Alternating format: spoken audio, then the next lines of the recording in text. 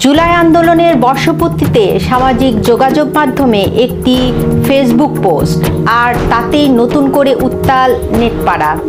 জনপ্রিয় অভিনেত্রী ও নির্মাতা মেহের আফরোজ শাওনের একটি মন্তব্যকে কেন্দ্র করে তৈরি হয়েছে তীব্র বিতর্ক। এমনকি তাকে পুলিশ হেফাজতে নেওয়ার দাবি তুলেছে একটি ভুইফোর সংগঠন।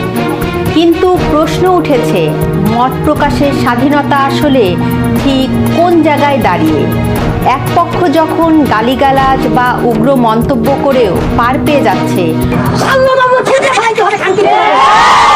তখন একজন অভিনেত্রীর ব্যঙ্গাত্মক পোস্ট কেন রাষ্ট্রবিরোধী অপরাধ হিসাবে গণ্য হচ্ছে? তারেক রহমান সরকার কি আসলে এই দাবির মুখে শাওনকে গ্রেপ্তার করবে? ঘটনার সূত্রপাত 1 জুলাই। সামাজিক যোগাযোগ মাধ্যমে একটি পোস্ট দেন প্রয়াত কথাসাহিত্যিক হুমায়ূন আহমেদের স্ত্রী মেহের আফরোজ শাওন। তিনি পোস্টে লেখেন, প্রথম ভেবেছিলাম জুলাই সিডিআই কোনো একটা ট্রেন্ড। শব্দটির বহুমুখী ব্যবহারের কথা উল্লেখ করে তিনি আরও বলেন, মন খারাপ থাকলে যেমন আস্তে করে লেখা যায় জুলাই সিডিআই, তেমনি মন খুব ভালো থাকলেও হো হো করে হাসতে হাসতে জুলাই সিডিআই লেখা যায়। পোস্টের শেষে তিনি যোগ করেন, আজ যেহেতু 1 জুলাই, তাই তিনিও লিখলেন জুলাই সিডিআই। শাওনের এই পোস্টটি মুহূর্তের মধ্যেই ভাইরাল হয়ে যায়। সামাজিক যোগাযোগ মাধ্যমে শুরু হয় মিশ্র প্রতিক্রিয়া। সমালোচকদের দাবি, এখানে ব্যবহৃত জুলাই সিডিআই শব্দটি কোনো সাধারণ শব্দ বা রসিকতা নয়। এটি মূলত 24 জুলাই আন্দোলন এবং শহীদদের উদ্দেশ্য করে ব্যবহৃত একটি অত্যন্ত আপত্তিকর, অবমাননাকর ও অশ্লীল গালি। তাদের মতে, জুলাইয়ের ছাত্র জনতার আন্দোলনকে হেয় প্রতিপন্ন করতে পরিকল্পিতভাবে এই পোস্ট দেওয়া হয়েছে।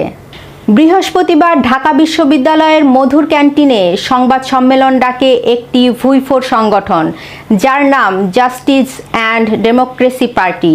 সংবাদ সম্মেলন থেকে জুলাই বিরোধী অপতৎপরতা বন্ধের লক্ষ্যে মেহের আফরোজ শাওনকে পুলিশ হেফাজতে নেওয়ার দাবি জানানো হয়। শাওনের ছবিতে জুতামারা কর্মসূচিও পালন করে তারা। শাওনের পোস্টের মন্তব্যে সমালোচনা করেছেন চ্যানেল আই টেলিভিশনের উপস্থাপিকা দীপ্তি চৌধুরী। শেখ হাসিনার আমলে এই দীপ্তি চৌধুরীকে রাজাকারের বাচ্চা বলে কটাক্ষ করেছিলেন বিচারপতি শামসুদ্দিন চৌধুরী মানিক। তখন দীপ্তি চৌধুরীর গলার রক ফুলিয়ে বলেছিলেন, আমি মুক্তিযোদ্ধা পরিবারের সন্তান। তবে শেখ হাসিনা সরকারের পতনের পর মুক্তিযোদ্ধাদের লাঞ্ছিত করা, মুক্তিযুদ্ধের ভাস্কর্য গুঁড়িয়ে দেওয়ার ঘটনায় কোনো প্রতিবাদ করেননি। সেই দীপ্তি চৌধুরী শাওনের পোস্টে সমালোচনা করে নিজের ফেসবুক অ্যাকাউন্টে লিখেছেন, কাউকে সরাসরি আক্রমণ করে পোস্ট দেওয়া আমার স্বভাবে নেই।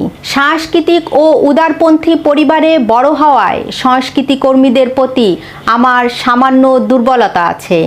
এই পোস্টটি রেখে দিলাম যেন মনে থাকে, শিল্পীও অমানুষ, রুচিহীন, বিকৃত মস্তিষ্কের, বর্বর ও বিবেকহীন হতে পারে। দীপ্তি চৌধুরীর এই সমালোচনার জবাব দিয়েছেন শাওন।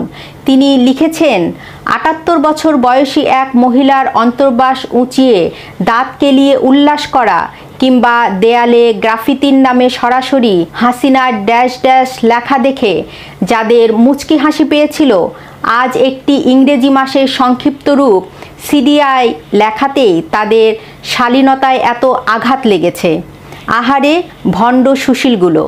মেহের আফরোজ শাওন বরাবরই মুক্তিযুদ্ধের চেতনার পক্ষে নিজের অবস্থানকে স্পষ্ট রেখেছেন।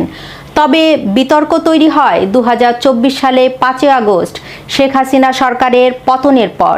সেই সময় জুলাইয়ে ছাত্র জনতার আন্দোলনের সমালোচনা করে ফেসবুকে পোস্ট দিয়েছিলেন শাওন। ফলশ্রুতিতে রাষ্ট্র নিয়ে ষড়যন্ত্রের অভিযোগে 2025 সালের ফেব্রুয়ারি মাসেই তাকে একবার গ্রেপ্তার করা হয়েছিল। সমালোচকরা বলছেন, জুলাইয়ে সিডিআই হলো একটি গালি, কিন্তু বাংলাদেশে গালি দেওয়া কি রাষ্ট্রদ্রোহ বা গ্রেপ্তারের মতো অপরাধ হতে পারে?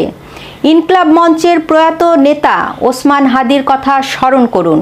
তিনি যখন প্রকাশ্যে জনসভায় অত্যন্ত আপত্তিকর ভাষায় কী সব ছিঁড়ে ফেলার হুমকি দিয়েছিলেন, সেটিও তো স্পষ্ট গালি ও উস্কানি ছিল।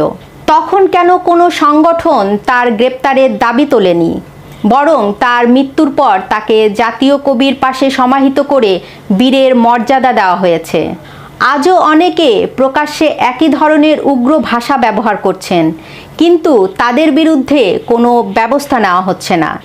শুধু ওসমান হাদি নন, বর্তমান রাজনৈতিক পরিস্থিতিতে এবি পার্টির ব্যারিস্টার ফুহাদ কিংবা জামায়াতপন্থী বুদ্ধিজীবীর ব্যারিস্টার শাহরিয়ারের মতো ব্যক্তিরা যখন মুক্তিযুদ্ধ বা দেশের স্বাধীনতা নিয়ে অত্যন্ত আপত্তিকর মন্তব্য করেন, তখন কেন এই তথাকথিত সংগঠনগুলো নীরব থাকে? কেন তখন রাষ্ট্রবিরোধী মন্তব্যের অভিযোগে তাদের গ্রেপ্তারের দাবি ওঠে না?